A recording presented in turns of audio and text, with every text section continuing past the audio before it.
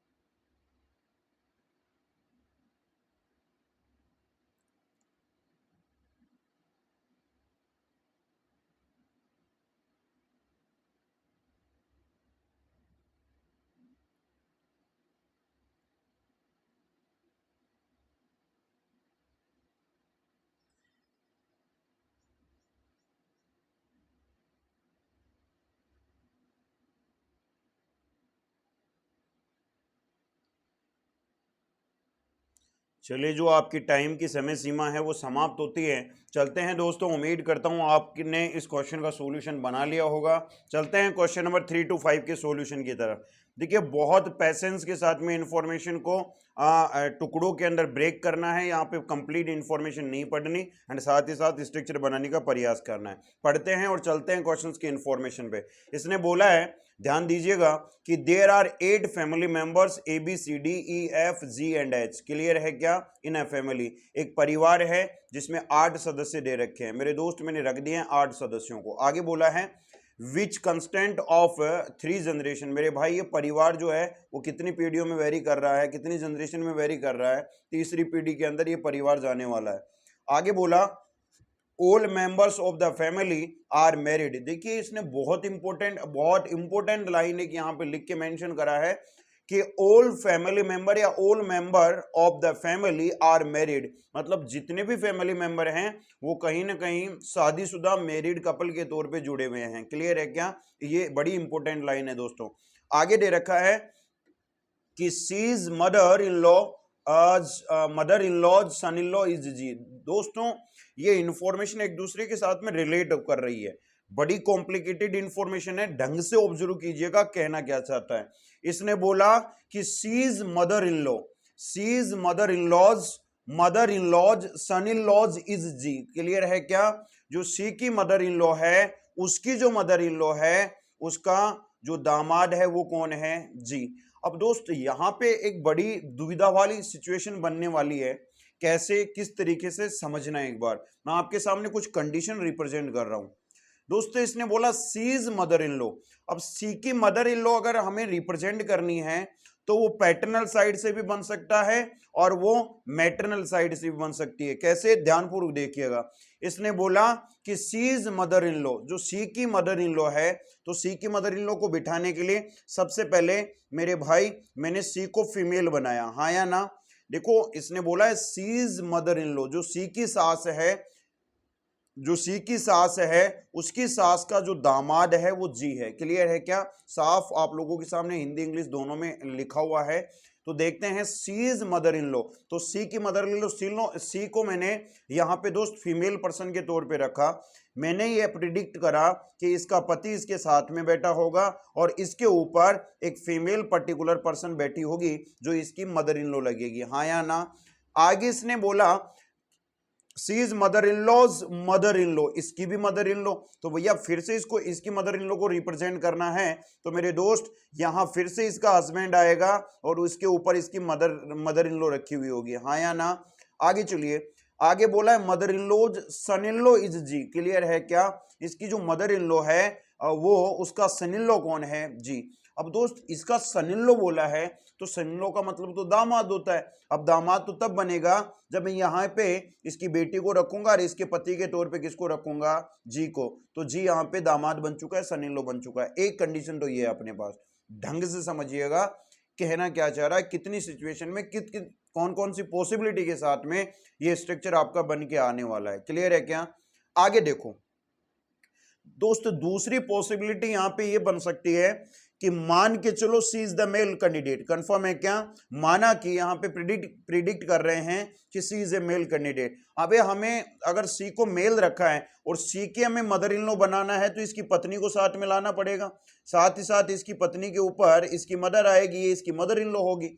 Again से उसकी mother in law बनाने के लिए फिर से इसकी शादी करानी पड़ेगी और इसके हस्बैंड को लाना पड़ेगा। साथ ही साथ इसके ऊपर कोई कैंडिडेट जो भी फीमेल पर्सन आएगा वो फिर से इसकी क्या हो जाएगी? Mother in law. और इसका जो सन इन लॉ है वो कौन है? जी। तो मेरे भाई इसकी बहन और इसका जो पति है वो आपका जी इधर आ गया। कंफर्म है क्या? मैं उम्मीद कर रहा हूं कि आपको स्ट्रक्चर नजर आ रहा होगा। क्लियर है क्या? सी मेल कैंडिडेट है, उसकी पत्नी को रखा, ये इसके ऊपर जो इसकी मदर आ रही है वो इसकी सास लगेगी। साथ ही साथ उसकी भी सास बनाने के लिए फिर से हमने इसके हस्बैंड को रखा, उसकी मदर को रखा, ये फिर से उसकी सास बनेगी। और उसका दामाद बोला है तो यहाँ पे इसकी बहन और इसका पति जी। कंफर्म है क्या? उम्मीद करता हूं दोनों स्ट्रक्चर आपके सामने पॉसिबिलिटी केस में रिप्रेजेंट हो गए हैं। आगे चलो देखते हैं कौन सा स्ट्रक्चर सही जोन में जा पाता है। आगे इसने एक इंपॉर्टेंट सूचना बोली कि H is the niece of H's sister. मेरे भाई बहुत इंपॉर्टेंट सूचना इसने बोली है और प्रिडिक्ट अगर आप लोग करोगे तो आराम से क्वेश्चंस का देखो ध्यान रखना कि 3 पीढ़ियों में परिवार जाना चाहिए। दूसरी तीसरी चीज यहां पे इसने बोला है कि सारे के सारे जो फैमिली मेंबर हैं वो मैरिड कपल के तौर पे जुड़ने चाहिए और 3 पीढ़ियों में परिवार है 8 जनों का। कंफर्म है क्या? अब इसने बोला H is the niece of H's sister. H जो है वो मेरे भाई ए की जो सिस्टर है उस sorry H is the niece of H's sister. H जो है वो ए की बहन की नीस है। कंफर्म है क्या?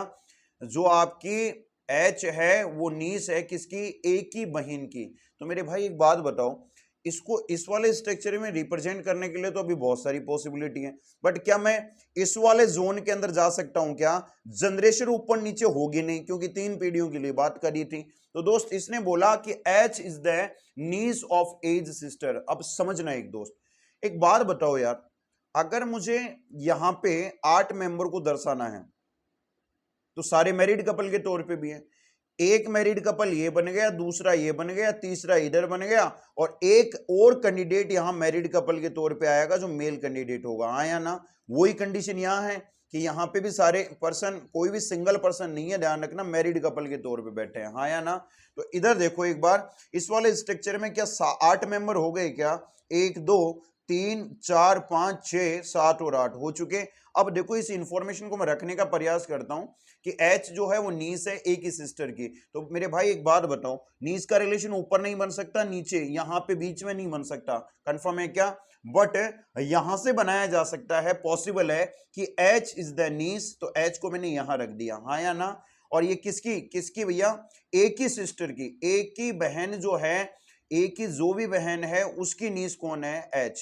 तो एक बात बताओ मेरे भाई, ए की अगर मैं बहन को रिप्रेजेंट करता हूं तो ये तो इसके इन दोनों की तो नीस हो नहीं सकती क्योंकि इनकी तो बेटी है। तो ये जो नीस लगेगी, क्या वो मैं इस ई को यहां रिप्रेजेंट कर सकता हूं क्या? क्योंकि सॉरी, ए को मैं यहां रिप्रेजेंट कर सकता हूं क्या? क्योंकि इसने बात बोला है कि जो ए की बहन है, ए की बहन है, जो भी कैंडिडेट है, ए की बहन जो भी है उसकी नीस कौन है? एच। तो ए की बहन बोला है तो ए को मुझे मेल कैंडिडेट के तौर पे रखना पड़ेगा, हाँ या ना?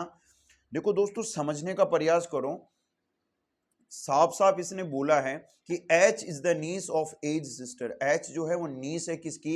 ए की बहन की।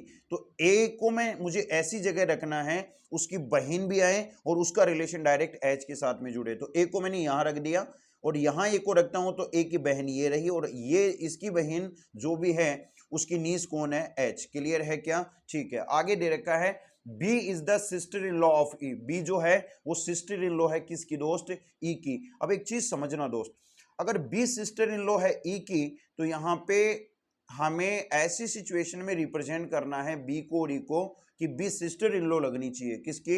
ई की। आगे चलते हैं, देखते हैं, अभी तो इसको जोड़ना पॉसिबल नहीं है, आगे चलिए। आगे बोला है F is not a female member. मेरे भाई बहुत अच्छी इंपॉर्टेंट सूचना बोली है। इसने बोला कि F is not a female member. F जो है वो एक फीमेल मेंबर नहीं है, it means F is a male person. ठीक है, तो ध्यान रखना एफ जहां पे भी आएगा वो मेल के तौर पे आएगा। तो एक बात बताओ दोस्त, थोड़ा सा प्रिडिक्ट करो। देखो मेल कैंडिडेट के तौर पे सी हो चुका, यहां पे ए हो चुका, यहां पे जी हो चुका, तो मेल कैंडिडेट को रखने के लिए केवल ए की पॉसिबिलिटी है और वो है यहां टॉप पे। कंफर्म है क्या? तो एफ की जगह अपने पास में कंफर्म हो चुकी कि एफ टॉप फर्स्ट जनरेशन के अंदर रिप्रेजेंट होगा। आगे इसने बोला B is not the daughter of D. ध्यान से सुनिएगा, इसने बोला कि B is not daughter of D. जो बी है वो डी की पुत्री नहीं है। अब मेरे भाई एक बात बताओ, अगर बी डी की पुत्री नहीं है, अगर बी डी की पुत्री नहीं है, इट मींस आपका डी यहां पे आएगा क्या? आपका डी यहां पे आ सकता है क्या? देखो एक बार, इसने बोला बी डी की पुत्री नहीं है, तो एक बात बताना, बी डी की पुत्री नहीं हो सकती, बहू तो हो सकती है। कंफर्म है? देखो पॉसिबिलिटी केवल एक ही जगह की बनती हुई नजर आ रही है कि अगर डी को मैं यहां रखता हूं तो डी की पुत्री के तौर पे यहां कौन नहीं आएगा? बी नहीं आएगा। बट यहां पे फीमेल मेंबर है तो यहां पे तो रखा जा सकता है। बी को मैंने इसकी डॉटर इन लॉ तो बनाया जा सकता है, डॉटर नहीं बन सकती बट डॉटर इन लॉ बन सकती है, पॉसिबल है। अब देखिए दोस्त, अब जो बाकी इंफॉर्मेशन बची है वो एक छूट गई, उसको रख दो। B is the sister in law of E. B sister in law लगेगी किसकी? ई की। तो ई को आप यहां रख दो दोस्त। कंफर्म है? आई होप, उम्मीद करता हूं यहां पे सारा का सारा जो स्ट्रक्चर है वो जनरेट हो चुका है। ये इसको आप लोग अगर इस वाले वेन डायग्राम को दोस्त मैंने एलिमिनेट इसलिए करा क्योंकि यहाँ पे पॉसिबल वेन डायग्राम बन ही नहीं सकता, क्योंकि आप जो भी इंफॉर्मेशन उठाओगे कहीं पे भी वो ऐसी सिचुएशन रिलेट नहीं कर सकता। क्योंकि देखो यहाँ पे ये नीस बन नहीं सकती क्योंकि यहाँ पे तो एच को मैं नीस बना सकता था, क्लियर है क्या? बट यहाँ पे नीस को बनाने की सारी पॉसिबिलिटी क्या हो गई थी?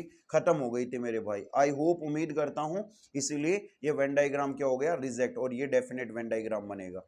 चलिए क्वेश्चंस पे चलते हैं। क्वेश्चंस में क्या क्या बोला है, आई होप, उम्मीद करता हूं सॉल्यूशन आपको समझ में आया होगा।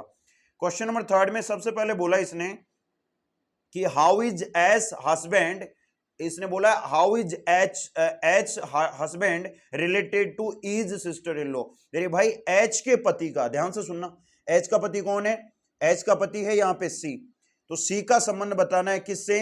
इज सिस्टर इन लॉ, ई की सिस्टर इन लॉ। ई की सिस्टर इन लॉ मतलब बी से। तो सी का देखो रिलेशन बहुत सीधे तरीके से नहीं पूछा, घुमा करके पूछा। इसने बोला how is H husband related to the is sister in law. H के पति का बी की सिस्टर इन लॉ के साथ में, सॉरी ई की सिस्टर इन लॉ के साथ में क्या रिलेशन होगा? तो मुझे एक बात बताओ मेरे भाई, एच का जो पति है, एच का जो पति है यहाँ पे वो इस बी का क्या लगेगा, दामाद लगेगा। कंफर्म है क्या, सनिल्लो का यहां पे रिलेशन बन के आएगा। तो उम्मीद करता हूं यहां पे जो आपका रिश्ता बन के आ रहा है वो मेरे दोस्त क्या बन के आ रहा है, ध्यान दीजिएगा, वो जो रिलेशन बन के आएगा आपका वो बनेगा सनिल्लो। A option is the correct answer. Clear है क्या, यहाँ पे सी जो है वो बी का क्या लगेगा, दामाद लगेगा। इसी के बेस पे दो क्वेश्चन और दे रखे हैं, ध्यानपूर्वक एक बार इंफॉर्मेशन पढ़िएगा और मैं सॉल्यूशन आपके सामने रख दूंगा, ध्यानपूर्वक देखिएगा। इसने आगे बोला कि how is D related to C is wife, ध्यान से सुनना, how is D related to C is wife, D का सी की पत्नी से। देखो एक बार संबंध किसका बताना है, डी का, तो ये रहा मेरे भाई डी, फीमेल पर्सन है, और किसके साथ में बताना है, सी की पत्नी के साथ। तो सी की पत्नी कौन है मेरे भाई, एच। तो एक बार बताओ डी का एस से संबंध बताना है। डी का अगर एस से मैं संबंध देखता हूं तो डी के बेटे और बहू के तौर पे बी और ए आ रहे हैं, और उनके बेटी के तौर पे एच आ रही है। तो ये इसकी क्या लगेगी, ग्रैंड मदर का रिलेशन बनेगा, दादी का रिश्ता। दे रखा है क्या कहीं पे, option number B is the correct answer. I hope, उम्मीद करता हूं क्वेश्चन नंबर 4 का सॉल्यूशन भी आपको मिल गया होगा। आगे देखो दोस्तों, आगे इसने बोला कि how is E related to as mother. मेरे भाई रिलेशन में, इंफॉर्मेशन में कॉम्प्लिकेशंस दे रखी हैं, ध्यानपूर्वक देखिएगा। इसने बोला how is E related to as mother, E का ए की माता के साथ क्या संबंध है, किसका संबंध बताना है, ई का। तो देखो ई ये रही, और इसका बताना है ए की माता के साथ। तो मेरे भाई एक बात बताओ, ए और ई में भाई बहन का रिश्ता है क्या, तो ए की माता ई की भी माता लगेगी। तो यहाँ पे मेरे दोस्त ई का जो संबंध होगा ए की माता के साथ में, ए की माता के साथ में वो डॉटर का रिलेशन बनेगा। Option number B is the correct answer. I hope, उम्मीद करता हूं समझ में आ गया होगा। क्लियर है क्या, देखिए ई का संबंध बताना था ए की माता के साथ। अब सीधा सीधा नहीं बोला कि डी के साथ बताइए, ए की माता डी होगी, और डी जो है वो ई की भी माता लगेगी, तो ये इसकी क्या हो जाएगी, पुत्री। ठीक है, उम्मीद करता हूं क्वेश्चन नंबर 3 to 5 का सॉल्यूशन आपको मिल गया होगा। दोस्तों अगर सेशन में मजा आ रहा है और क्वेश्चंस का लेवल आपको अच्छा लग रहा है तो उम्मीद करता हूं आप लोग इस सेशन को शेयर जरूर से करोगे उन स्टूडेंटों तक जिनको इसकी रिक्वायरमेंट है। ठीक है, बढ़ते हैं नेक्स्ट क्वेश्चंस की तरफ। दोस्तों क्वेश्चन नंबर नेक्स्ट जो है वो आपके सामने 6 to 7 आ चुका है। देखो नाम बड़े कंफ्यूजेबल हैं, तो नाम के अंदर आपको कंफ्यूज नहीं हो, इसलिए बहुत पेशेंस के साथ में क्वेश्चंस की इंफॉर्मेशन को पढ़ना है और आंसर बनाना है। ठीक है, 2 मिनट का समय है आपके पास में, जल्दी से बताइए क्वेश्चन नंबर 6 to 7 का आंसर क्या बनेगा। जल्दी से बताइए क्वेश्चन नंबर 6 to 7 का आंसर क्या बनेगा, जल्दी से बताओ दोस्त। देखिए नाम बड़े अजीबोगरीब दे रखे हैं, हैक्स, मैक्स, रैक्स, डैक्स, बैक्स, जैक्स, जैक्स, ठीक है, और वैक्स, अलग अलग नाम है, ढंग से पढ़ो और आंसर दो।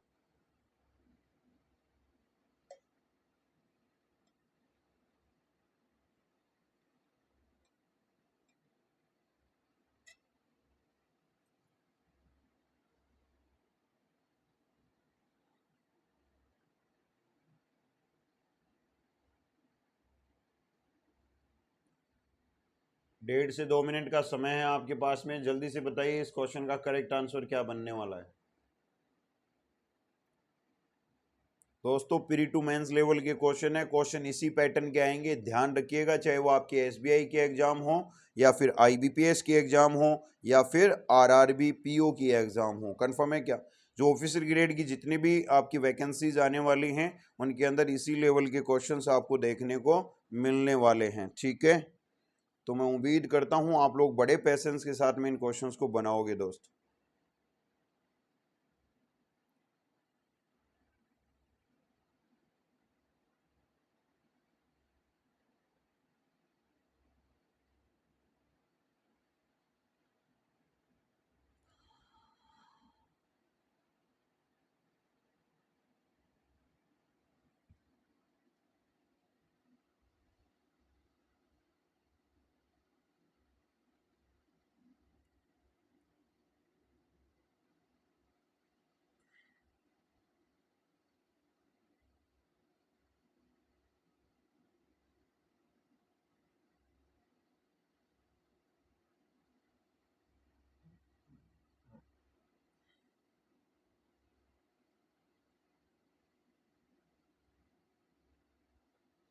चलिए, टाइम इज ओवर, समय सीमा समाप्त होती है और उम्मीद करता हूं मैं आपने इस क्वेश्चंस का सॉल्यूशन बना लिया होगा। चलिए, और अगर किसी का नहीं बनाया और बीच में रह चुका है तो आप लोग वीडियो को पॉज करिएगा और फिर इसका सॉल्यूशन बना के आंसर कमेंट बॉक्स में जरूर से रखिएगा। ठीक है, चलते हैं दोस्तों, कहना क्या चाहता है क्वेश्चंस की इंफॉर्मेशन पे चलते हैं। देखिए, क्वेश्चन नंबर 6 to 7 में साफ साफ बोला है, बहुत पैसेंस के साथ में, बहुत धीरे धीरे आपको इंफॉर्मेशन को पढ़ना है। सुनिएगा, इसने बोला 8% हेक्स, मैक्स, रेक्स, डेक्स, बैक्स, जैक्स और जैक्स। क्लियर है क्या? जैक्स और जैक्स एंड वैक्स, ये 8 व्यक्तियों के नाम इसने दे रखे हैं। नाम बड़े कंफ्यूजन करने वाले हैं, ध्यान रखिएगा। बिलोंग टू ए फैमिली, ठीक है, 8 व्यक्ति हैं, नामकरण कर दिया है। आगे चलिए, विच कांस्टेंट ऑफ 3 जनरेशन, मेरे भाई ये भी बोला है कि यहां पे 3 पीढ़ियों का परिवार जाने वाला है। ठीक है, आगे बोला no single person in the family is parents. Confirm है क्या? ये लाइन बड़ी इंपॉर्टेंट है दोस्त, कि कोई भी सिंगल पेरेंट यहां पे नहीं होगा, जो भी आएगा वो एक मैरिड पेयर के तौर पे आएगा, मैरिड कपल के तौर पे आएगा। क्लियर है क्या? आगे देखिएगा नेक्स्ट में और क्या बोलने वाला है। आगे इसने बोला कि there is at least 1 married couple in each generation. मेरे भाई बड़ी इंपॉर्टेंट लाइन है, ध्यानपूर्वक देखिएगा। इसने बोला है कि there is at least one married couple in each generation. कम से कम एक जनरेशन में कम से कम एक मैरिड कपल होना जरूरी है। ठीक है, आगे चलिए, आगे बोला Rex father is only brother of Max. मेरे भाई साफ साफ बोला है कि रेक्स के जो फादर हैं, जो पिताजी हैं, मेरे भाई जो भी हैं वो उनके Rex father is only brother of Max, only brother of Max. मेरे भाई रेक्स के जो भी पिताजी हैं वो मैक्स के इकलौते भाई हैं। कंफर्म है क्या? साफ लिखा है कि रेक्स का जो पिता है वो मैक्स का इकलौता भाई है। रेक्स के जो भी पिताजी हैं वो मैक्स का क्या है? इकलौता भाई, मतलब इसके और कोई भाई नहीं होगा। कंफर्म है? कंफर्म है, बड़ी इंपॉर्टेंट लाइन है। आगे चलते हैं नेक्स्ट में और क्या बोला है। Max is married to Jax. Clear है क्या? मैक्स की जो शादी है वो किससे हो रखी है? जैक्स से। अभी जेंडर कंफर्म नहीं है, इस चीज का ध्यान रखना। ठीक है, Max is married with Jax. Clear है क्या? आगे आगे इसने बोला है who is daughter in law of Bax. Who word किसके लिए आ रहा है? जैक्स के लिए। तो Jax is the daughter in law, female हो जाएगी। और किसकी डॉटर इन लॉ मेरे भाई? Who is the daughter in law of Bax. तो मेरे भाई इस मैक्स के ऊपर बैक्स आ जाएगा क्या? मैक्स के ऊपर बैक्स आ जाएगा क्या, या आ जाएगी क्या? अभी जेंडर कंफर्म नहीं है, बट जैक्स का जेंडर कंफर्म हो चुका। अगर ये डॉटर इन लॉ है तो पुत्र वधू होगी तो फीमेल। तो जैसे ही जैक्स का जेंडर पता चलेगा, मैक्स का भी भैया जेंडर पता चल जाएगा कि मैक्स यहाँ पे एक मेल कैंडिडेट के तौर पे आएगा। आई होप, उम्मीद करता हूं यहां तक सभी के क्लियर हो गया होगा। आगे ध्यान देना, नेक्स्ट में और क्या बोला है। आगे बोला है जैक्स इज द, आगे ध्यान देना, Jax is the father of Hex. देखिए, जैक्स और हैक्स अभी कहीं पे भी कॉमन पर्सन के तौर पे नहीं है, तो मैं साइड में रख सकता हूं क्या? ध्यानपूर्वक सुनना, साइड में रख सकता हूं क्या कि Jax is the father of Hex. Jax is the father of Hex. Clear है क्या? कि जैक्स जो है वो पिताजी हैं किसके? हैक्स के। ठीक है, इसने एक बात और बोली थी, ध्यानपूर्वक सुन लेना, कि एक जनरेशन में कम से कम एक मैरिड कपल तो होना चाहिए। क्लियर है क्या? चलिए आगे देखते हैं। अब दोस्त एक बात बताऊं मुझे, अगर ये बैक्स आ रहा है तो बैक्स के साथ में इसके हस्बैंड या वाइफ के तौर पे कोई ना कोई कैंडिडेट यहां पे भी जुड़ेगा। अगर रेक्स यहां पे आ रहा है तो रेक्स के साथ में भी कोई ना कोई हस्बैंड वाइफ के साथ में यहां पे कॉम्प्लीमेंट्री पेयर में जुड़ेगा, क्योंकि कम से कम एक मैरिड कपल चाहिए हमें। ठीक है, आगे चलिए, आगे बोला है Dex is the mother in law of Wax. Dex is the mother in law of Wax. Confirm है क्या? अब डेक्स यहां पे नहीं है, डेक्स यहां पे नहीं है। ठीक है, बट एक बात बताओ यार, क्या आप पॉसिबिलिटी ड्रॉ आउट कर सकते हो क्या? बट आगे इसने एक बात और बोली है, पढ़ लो लाइन को पूरी को। Who is a female person, who is a female, who word किसके लिए आ रहा है? वैक्स के लिए। तो wax is a female person. अब ध्यान ये रखना है मेरे भाई कि वैक्स जो है वो एक फीमेल पर्सन भी है।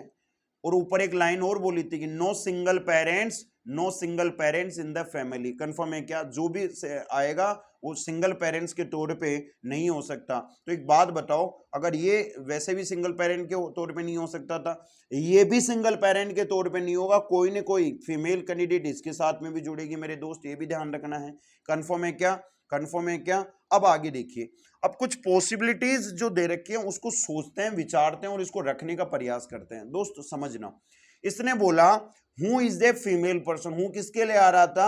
वैक्स के लिए। तो वैक्स नाम की जो भी कोई कैंडिडेट बनेगी वो एक फीमेल होगी, ठीक है।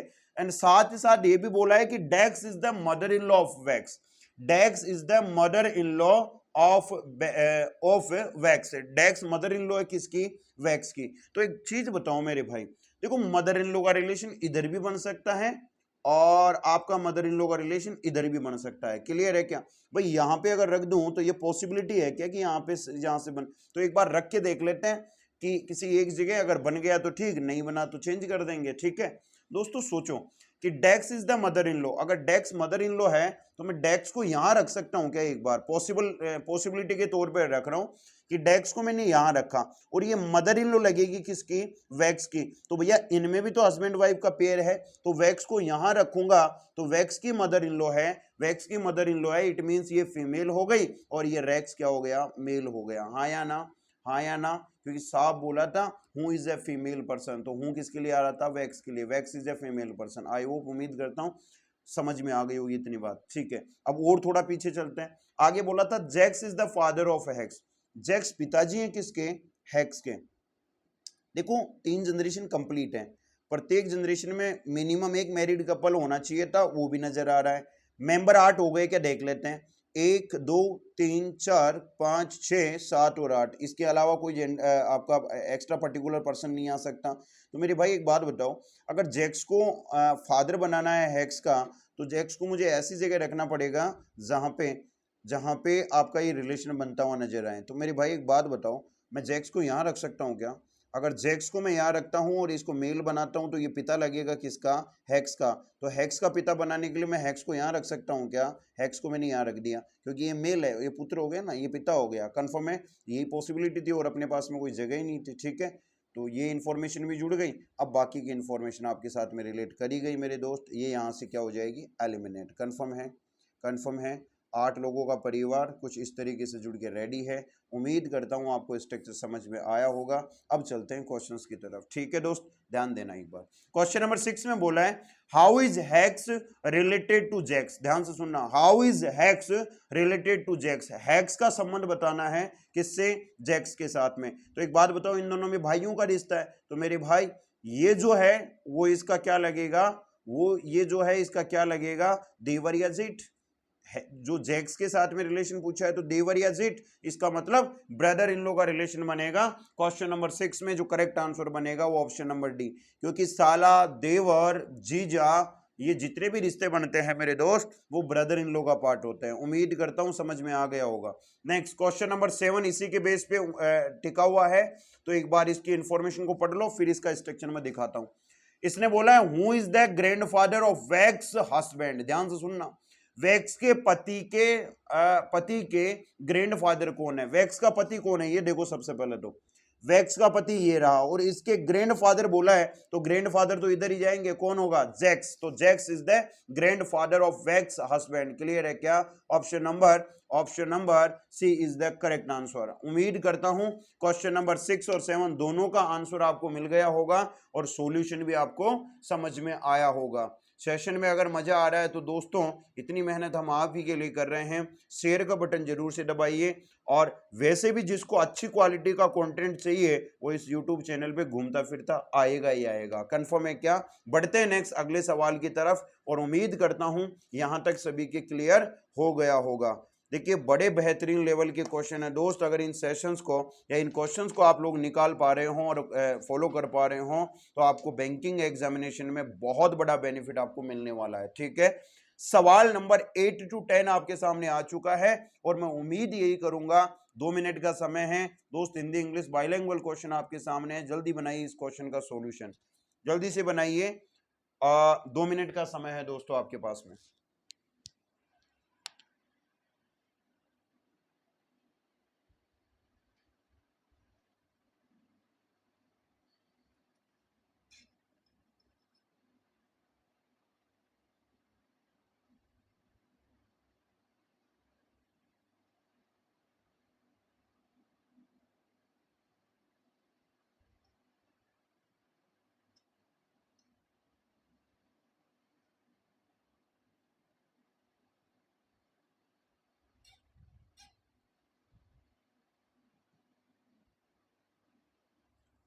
जल्दी से बताइए क्वेश्चन नंबर 8 का सॉल्यूशन क्या और कैसे बनेगा।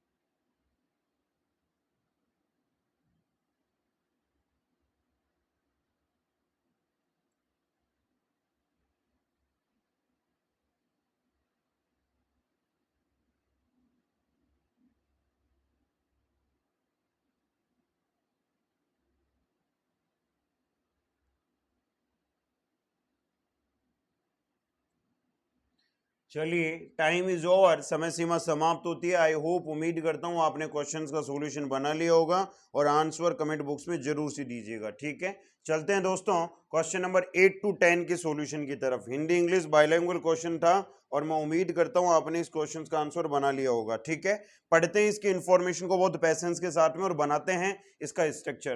दोस्तों, इसने बोला है a family has 9 persons, namely is MNOP QRST and U। Clear है क्या? With 4 generation and 4 married couples. बहुत बेहतरीन सी सूचना है कि इस परिवार के अंदर 9 सदस्य हैं, 4th जनरेशन तक परिवार जाएगा एंड साथ ही साथ 4 इसमें मैरिड कपल बनाने हैं। कंफर्म है क्या? कितने मैरिड कपल बनेंगे? 4। बहुत इंपॉर्टेंट सूचना है, कोई दिक्कत नहीं है, आगे बढ़ते हैं। आगे बोला इसने R is the only daughter of Q. मेरे भाई बड़ी इंपॉर्टेंट सूचना है, ध्यान से ऑब्जर्व कीजिएगा। इसने बोला कि R is the only daughter of Q. Confirm है? आर मेरे भाई ओनली पुत्री है, केवल पुत्री है किसकी? क्योंकि इसका मतलब है कि इसके और कोई पुत्री नहीं होगी। ठीक है, R is the only daughter बोला है तो आर केवल इकलौती पुत्री है किसकी? क्योंकि। बट आगे इसने बोला कि P who is the from the first generation. Confirm है क्या? थोड़ा इंफॉर्मेशन में कुछ देखो इधर। P who is from the first generation. P जो है वो आपका फर्स्ट जनरेशन से रिलेट नहीं करता। कंफर्म है क्या? या फर्स्ट जनरेशन में? अच्छा, इसने बोला P who is the from the first generation. मेरे भाई जो पी है वो फर्स्ट जनरेशन का कैंडिडेट है। अब एक चीज समझो यार, एक चीज समझना, इसने सबसे पहली सूचना तो ये बोली, कि R is the only grand daughter of, sorry, R is the only daughter of Q? R इकलौती पुत्री है किसकी? क्योंकि। आगे इसने बोला कि P who is the from the first generation. P जो है वो फर्स्ट पीढ़ी का कैंडिडेट है। कंफर्म है क्या? ठीक है, अभी हमें नहीं पता दोस्त, अभी हमें नहीं पता कि कितनी जनरेशन, 4 पीढ़ियों का परिवार है, ऊपर नीचे हो सकता है। क्लियर है क्या? बट आगे इसने बोला, साइड में रख लेते हैं एक बार, कि पी जो है वो फर्स्ट जनरेशन का कैंडिडेट है। इट मींस इसके ऊपर कोई जनरेशन नहीं होगी। हाँ या ना? आगे बोला हैज 2 ग्रैंड डॉटर। मेरे दोस्त ध्यानपूर्वक समझो, इसने बोला has 2 grand daughter and 1 daughter. तो एक बात बताओ यार, अगर हमें कहीं ना कहीं एक पॉसिबल वेन डायग्राम जनरेट करना है तो मैं ये बोल सकता हूं क्या कि इसके 2 तो हैं ग्रैंड डॉटर और 1 है डॉटर, तो वो डॉटर आर हो सकती है क्या? क्यों ना यार इस पी की शादी किससे करा दी जाए? क्यों से?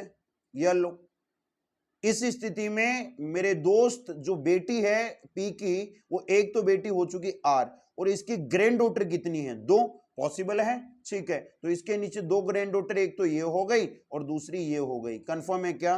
देखो, जो वेन डायग्राम पॉसिबल हो और जो इंफॉर्मेशन जुड़ सकती है उसको जोड़ने का प्रयास किया करो। ठीक है, आगे बोला P is the father in law of M। जो P है वो फादर इन लॉ है।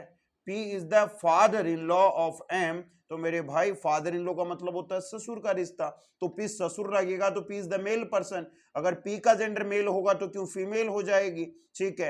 एंड ससुर है किसका मेरे दोस्त, यहाँ पे M का, P is the father in law of M, तो मैं ये बोल सकता हूँ क्या, R के हस्बैंड के तौर पे M को यहां रखा जा सकता है क्या, बताओ इस सिचुएशन में PM का फादर इन लॉ लग रहा है क्या, ठीक है। आगे देखिए, R is the mother in law of N, ध्यान से सुनना, R is the mother in law of N, R जो है वो भैया N की मदर इन लॉ है, सास है।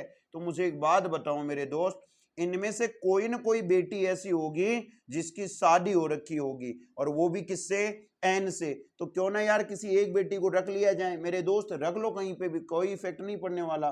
तो यहाँ इसको बना लो, ये इसकी बेटी है और N इसका दामाद हो गया, और ये जो R है वो इसकी सास हो गई। यही तो बोला है कि R is the mother in law of N, R N की मदर इन लॉ है, सास है, रख दिया। आगे चलो, M is the father of you, M जो है वो पिता है किसका, U का। अब एक चीज बड़ी इंपॉर्टेंट लाइन, इंपॉर्टेंट है दोस्त ध्यान देना एक बार, M is the father of you. अब U की दो बेटियां थी, सॉरी M की और R की दो बेटियां थी, एक ये रही एक ये रही। अब U को बिठाने की दो जगह हो सकती है, या तो U इधर आएगा या U इधर आएगा, हाँ या ना। आगे अगली वाली लाइन पढ़ते हैं एक बार, इसने बोला T is the sister in law of you, ध्यान से सुनना मेरे भाई, इसने बोला T is the sister in law of you, जो T है वो सिस्टर इन लॉ लगनी चाहिए किसकी, U की। एक चीज ध्यान पूर्वक समझना, T इज द अच्छा सिस्टर इन लॉ थोड़ी है यार, शायद इंफॉर्मेशन पढ़ने में गड़बड़ होगी मेरे से, ध्यान पूर्वक देखना, T is the sister of you, T is the sister of you, T बहन है किसकी, U की। अब एक बात बताओ मेरे भाई, अगर T U की बहन है और U के पिता जो हैं वो M हैं, तो ठीक है, वो तो हो सकता है मेरे दोस्त T और U इनमें से कहीं होंगे। आगे चलिए और पढ़ते हैं, देखिए और कोई इंफॉर्मेशन जो इसको डेफिनेट बना दे। इतना तो कंफर्म हो गया कि U और T दोनों में यहां पे कोई बैठेगा, ठीक है। आगे बोला जा रहा है O is the son of N, O is the son of N, O पुत्र है किसका, N का, तो O is the son of N रख दिया यहाँ पे, O is the son of N, O N का पुत्र है, हो गया काम यहाँ पे। अब आगे बोला है U is the mother in law of S, मेरे भाई ध्यान से सुनना क्या बोला है, U is the mother in law of S, U है वो सास है किसकी, S की। अब सास है तो सास तो तभी बनेगी मेरे भाई जब मैं यहाँ रखूँ U को, ठीक है, U को यहाँ रखो तो T इधर हो जाएगी, और इसकी सास बनाना है किसकी, S की, तो मेरे भाई इस O की शादी किससे करानी पड़ेगी, S के साथ, S फीमेल हो जाएगी, O मेल हो जाएगा। आई होप, उम्मीद करता हूँ यहाँ पे ये एक पॉसिबल वेन डायग्राम आपके सामने बन के तैयार हो चुका है, और उम्मीद करता हूँ सारी की सारी जो डेफिनेट सूचनाएं थी वो यहाँ पे प्रॉपरली फॉलो हो रही हैं, ठीक है। चलिए क्वेश्चंस की तरफ चलते हैं। P फर्स्ट जनरेशन में आई गया, कोई दिक्कत वाली बात है ही नहीं। क्वेश्चन नंबर 8 में ध्यान देना क्या बोल रहा है कि how is T related to N, how is T related to N, T का N से संबंध क्या होगा ये बताना है, T का N से, बताओ T N का क्या लगेगी मेरे भाई, T N की क्या लगेगी, सिस्टर इन लॉ लगेगी, साली का रिश्ता बनेगा। B option is the correct answer. उम्मीद करता हूं क्वेश्चन नंबर 8 का आंसर आपको मिल गया होगा। इसी के बेस पे क्वेश्चन नंबर 9 और 10 है, एक बार इंफॉर्मेशन को पढ़ लेते हैं और स्ट्रक्चर में आपके सामने रिप्रेजेंट करूंगा। इसने बोला क्वेश्चन नंबर 9 में कि how is T related to N, how is T related to N, T का N से क्या संबंध होगा।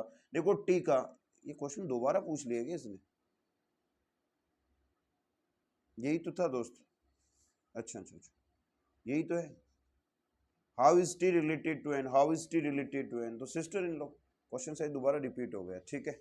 चलिए क्वेश्चन नंबर 10 देखो एक बार, क्वेश्चन नंबर, अच्छा ये 9 रिपीट हो गया है तो इसको आप कैंसिल आउट कर दो, कोई दिक्कत नहीं है। ये देखो क्वेश्चन नंबर 9 ये रहा, क्वेश्चन नंबर 9 ये रहा, who is the spouses of R, मेरे भाई R का जीवन साथी कौन है ये आपको बताना है। बताओ R की शादी किससे हो रखी है, M के साथ, तो M is the correct answer, D option is the correct answer. Clear है क्या।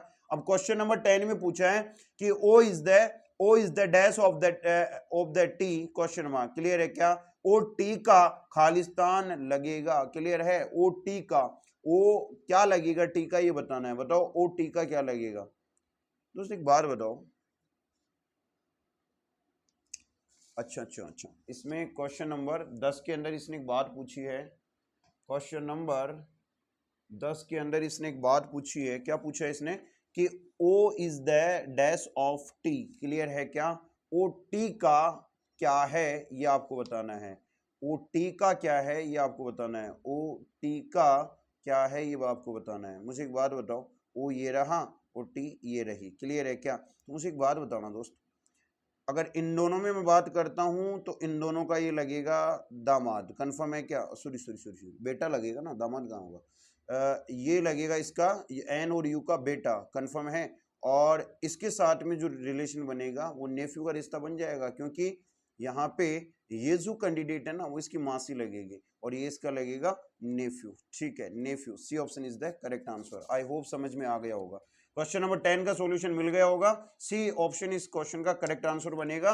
ओ टी का नेफ्यू लगेगा मेरे भाई। ओ जो है वो टी का नेफ्यू और टी इसकी मौसी लगेगी। इट मींस आंट का रिलेशन बनेगा और यहाँ बनेगा नेफ्यू का रिश्ता। आई होप, उम्मीद करता हूँ समझ में आ गया होगा। ठीक है, ये थे क्वेश्चन नंबर 8 to 10 का सॉल्यूशन।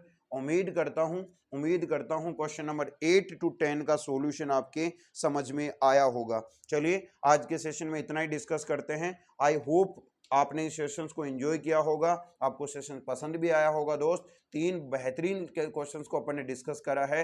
और अगर आपको सेशन पसंद आया तो आप लाइक और शेयर जरूर से कीजिएगा। जो चैनल पे नए हैं वो सब्सक्राइब कर लो, बेल आइकन को जरूर से प्रेस कर लो ताकि आने वाली वीडियोस की नोटिफिकेशन आपको मिल पाए।